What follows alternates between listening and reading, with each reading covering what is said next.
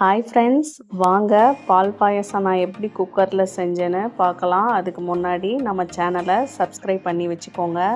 இந்த மாதிரி குக்கரில் நெய் விட்டு முந்திரி பருப்பு போட்டு வறுத்துட்டு, அதுக்கப்புறமா ஜவ்வரிசி உடைச்ச சேமியா எல்லாம் போட்டு வறுத்துட்டு, அதுக்கப்புறமா ஒரு 3 கிளாஸ் தண்ணி ஊற்றிட்டு அதுக்கப்புறமா 2 ஏலக்காய் தட்டி போடுங்க. வாசனைக்கு ரொம்பவே நல்லாயிருக்கும்.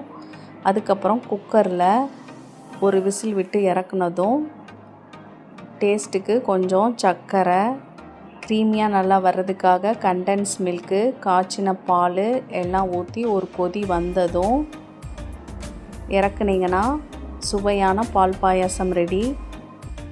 விசேஷ நாட்களில் நமக்கு கிச்சனில் பிஸியாக போகும். இப்போ இந்த மாதிரி யூஸ்ஃபுல்லாக நான் செஞ்சது உங்களுக்கு இந்த ஐடியா பிடிச்சிருந்தா லைக் அண்ட் கமெண்ட்ஸில் சொல்லுங்கள் ஃப்ரெண்ட்ஸ். Bye friends.